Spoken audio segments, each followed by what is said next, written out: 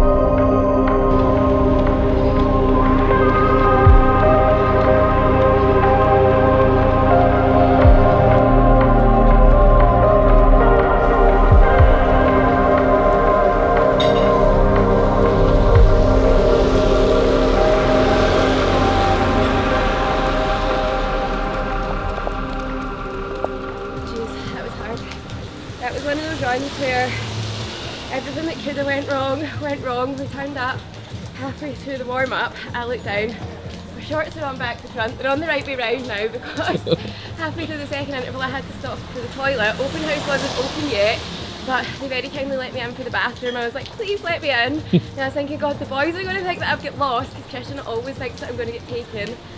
Started running again, hammering it. Did another 2 intervals. So my intervals were 4 minutes at RP, 8 to 9, so we were hitting between like 3:45 and 3:50 pace, and then 2 minutes of recovery in between. We got to the 4th interval and I was chasing David on the scooter and I finished the 4th interval. I was gassed, turned back around to come back, so we were running in a U and a dog started chasing me and jumped up and bit me. It didn't break the skin. I thought that David had actually seen it and got it on camera. So after that, in my head I was like, fuck this, I'm done, because I still needed the toilet again at this point. I was thinking, nah. And then all that kept me going through those last 2 intervals was David's filming this for YouTube. I cannot stop. And then we're here, we're at open house, we're going to get some breakfast and it's done. So this is our gaff, and I thought I would give you a quick tour about the place because yeah, it's pretty incredible. The villas here in Bali are very, very special. We've stayed all over the place, but coming here you get really good bang for your buck. And we always, since we've been travelling now for a year on Sunday, which is crazy, 16th of November, we're currently on the 18th right now, marks 1 year of travelling. And the one thing that we've really missed is actually having a home. We had a home in Scotland, a 3-bed house, and now we're like, anywhere we go somewhere we want to get a bit of space. So this is our villa right now. Absolutely incredible space. It's a 3-bed. It's got this huge open area down here, and we just found out right there, we've been in here for nearly 3 weeks and we found out that the doors open all the way up. We've only been opening the door to here, so that's pretty special. Lots of space.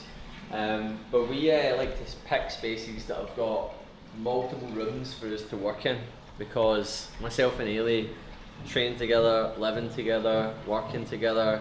We're on top of each other all the time, man, so it's actually good to, like, mentally to have different spaces to work in, because see this co-working space stuff, I don't know how anyone does that. That's mad. Like, I can't concentrate whatsoever. So yeah, this is our space in here. This is the kitchen that we never use because we eat out all the time. Everything here is cost effective to eat out, order food in, order coffees and stuff. It's great. I'll show you through to the room through here. The only thing we use this cooker for is to light incense. So very, very, very practical. I made eggs for David on it last week. Yeah, she did. That wasn't just for the vlog, it was for David that's behind the camera right now. And then this is our beautiful big room, which is lovely, so spacious. This is actually bigger than our room. than when we were actually back in Scotland. So it's like so big, really cool. And then in Bali, they've always got these big open air showers. This one isn't actually open to the outside world, but it's got a big light, and they've always got like, they're always they're not very private toilets in Bali. They're always there's always windows, and there's always glass ways in. So I'm always waiting one day on like a wee gardener or something, or someone next door looking in, peering in when I'm in the shower. But yeah, it's an incredible space. I'll show you upstairs. This is our upstairs area that we don't even use, but we've had some friends over, we've had family over and stuff, so it's nice to have somewhere we've got a few extra rooms. But again, as you said, like the reason why we opted for a slightly bigger villa is like more space for me and Eilidh, because we don't want to have like a bed sit or like something that's just not a lot of space, especially when we're working from home a lot as well. But Eilidh's actually just left one of these rooms open upstairs, which I think has been lying open for a while, so it's quite handy that I can take you in and show them, but the rooms are quite cool. And these are the 2 spare rooms upstairs. These are pretty minty. They've all got an ensuite. But the main bit that I actually use this part for here is I come up here to get a walk in. So I just pace up and down here, put in my headphones, I come up here to speak to clients, reply to DMs and stuff, and it's just so practical, man. So it's been great, but I'll lock this up so we're not just leaving it lying wide open. So there's another room down there as well, which is pretty cool. Apart from to beat me, what is the goal for the marathon? That's the only goal. It's the only goal. Just don't look like a fool. Nah, I wouldn't look like a fool if Eilidh bet me doing it. But this year I was meant to do a Sub-3 marathon, but all my sort of plans changed when I got a half marathon, sub-80 half marathon. But then I wanted to do a Sub-3, I just hadn't locked it in. And at the start of the year, we're currently in November right now, and in January, I didn't realise at the time, but I was starting to pick up an injury, and then we rolled the dice on competing in High Rocks Karlsruhe, we can't say it properly, in Germany, and we rolled the dice on doing that, and then it turns out that I had a stress fracture, so I was then put out running for 5 months. But in that time, I'd done a lot of bike work and really stuck to that. So coming back into this running block right now, obviously myself and Eilidh, our goal is sub 3 hours, but based on where my running's at right now, me and my coach John spoke about it, we genuinely believe that 250 to 256, which is weird because there's a part of you being like, well, you've not done a sub 3 hour before, so surely it should be, that's the number that you aim for. But 3 hours is just a big point that everyone sets to get to. And I've ran 5 or 6 marathons now, and my marathon PB is 3:32, because I've never actually ran a hard effort marathon.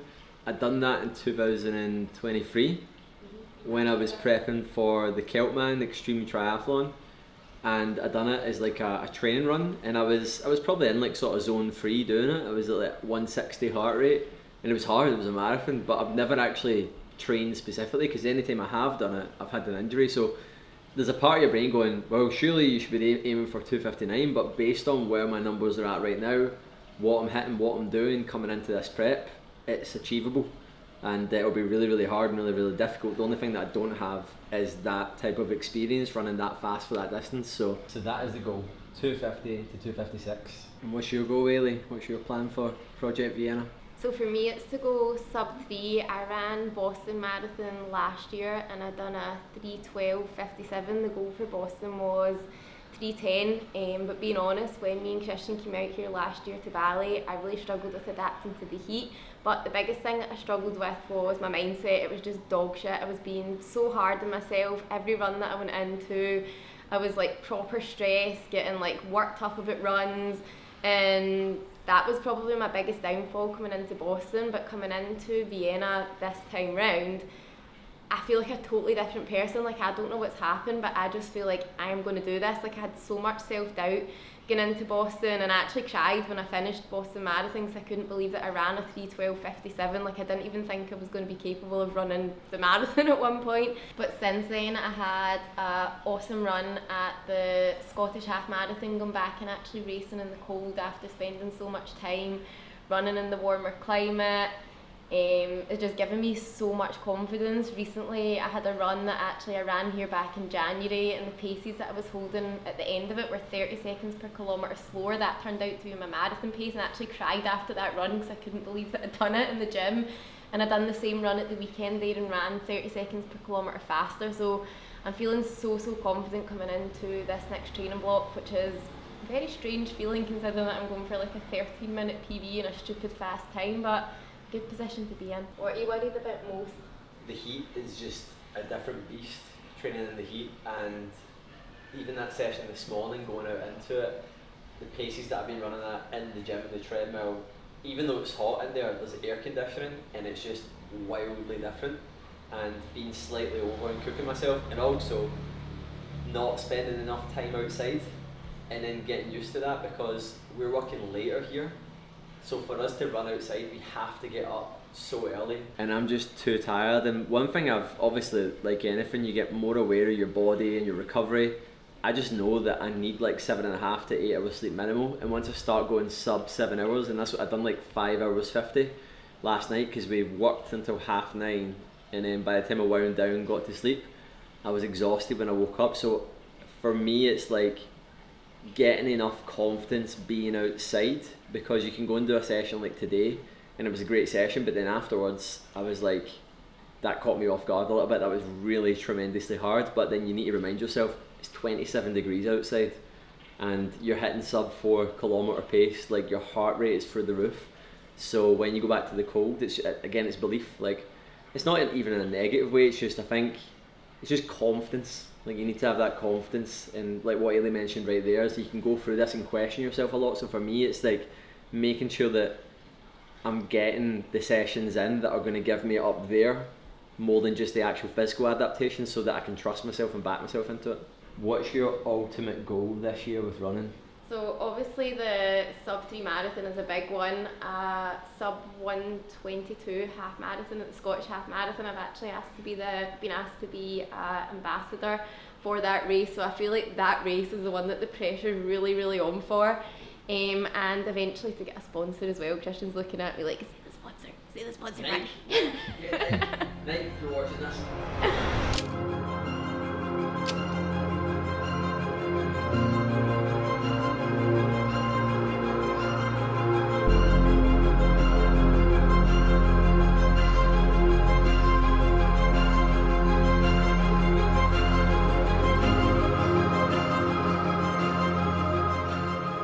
Here's our pre-workout for the next workout. What is this, Eilidh? An apple muffin, but it's got like a protein apple muffin. It's got a protein apple. It's honestly elite, by the way. And then this is Eilidh's like coconut slice, but they're like raw cakes. So they're not. Are they raw cakes? Yeah. I made this up. Yeah. Mine's is banana and coconut. So they're elite, man. Very dense. Yeah, they're so dense. This has got like what's that? What the zucchini? What do we call it? Courgette. It's got courgette in it, but it doesn't taste like it's got courgette in it. Because trust me, I'm the sort of guy that be eating stuff with courgette in it, cakes especially. What other weird stuff did you do in your eating disorder era? Lots of weird stuff. Only eggs and baked beans. That was before I knew the egg intolerance. Basically, long story short, Eilidh had an eating disorder, and then the lockdown, she just didn't know where to go, and we were all in the house with each other, and it got kind of spiraled out of control. If you haven't seen it, you'll see some YouTubes that we've done on this before as well. But I got really bad, but then Eilidh, because we didn't know how to manage it because it was so crazy, and then Eilidh was like having meltdowns over how there's just food and everything, and then me, my mum, and my dad was just clueless. Dad is just like Scottish dad from the west coast of Scotland, like people looking at it like, what do I do here? And then we all were clueless, but so we just kind of let Eilidh take control. On a diet. So we all went on a diet. Everyone lost weight. Everyone got absolutely shredded. Eilidh got hospitalised because he got that bad, but I got pretty shredded unintentionally, man. Because Eilidh had this like made this secret recipe book, man, that was basically like all these low carb dinners that were dense as hell. That was good. Yeah.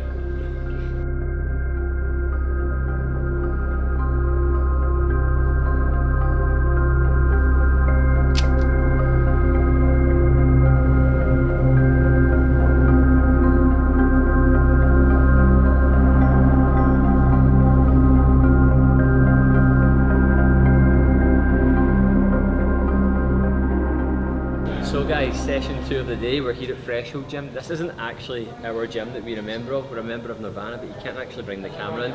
Plus, for the workout that Eilidh's doing. This is a little bit better kitted out. Lighting is good as well for the vlog, but incredible facility. Shout out to the guys that run this place. Really great staff, great bunch of people in here as well. So I'm hitting a strength workout today, and Eilidh's hitting a conditioning workout, a little bit more high rock specific. For me, I just don't recover as well as Eilidh, so I've spoke to my coach John about it, and I've actually taken out like super specific high rock stuff.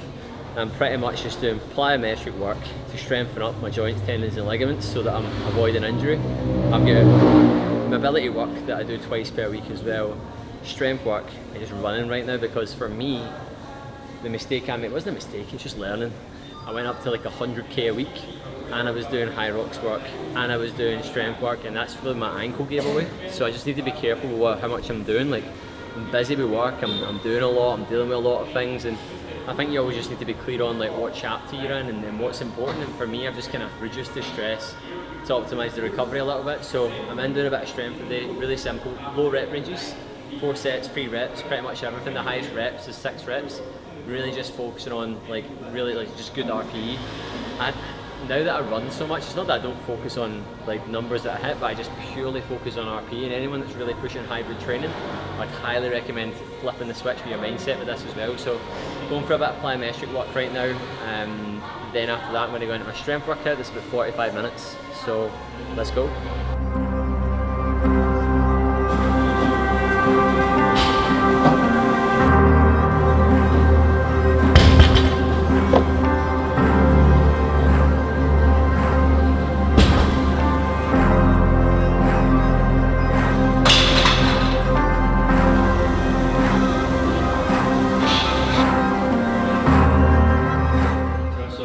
So I've been training for so long, wearing like running shoes when I lift. I do take them off and I go barefoot.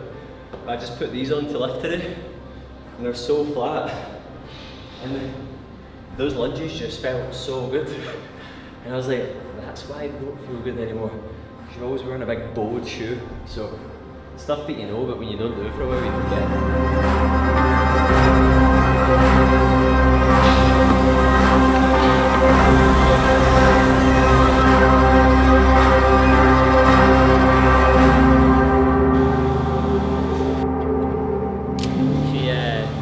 Like I was slacking, didn't you? Doing that workout when I'm lifting weights. It's mad when you train like that for ages and then you see like lifting weights is like this thing that's like workout. You know, but really good workout, man. Feeling back to myself and my physique as well. After about a month ago I got sick, and then I got sick again, and I got sick again. I was sick for like 10 days, and my body felt a lot flatter, so feeling good. Good day of training, man. Now we're going to go get something to eat. We're going to go get a foot massage for recovery, and then we're going to go back and we're going to do a little bit of work later on today, and then we'll work a bit later, a couple of calls and stuff, and then we're going to get some dinner tonight. So that is the day in our life. This is what we get up to.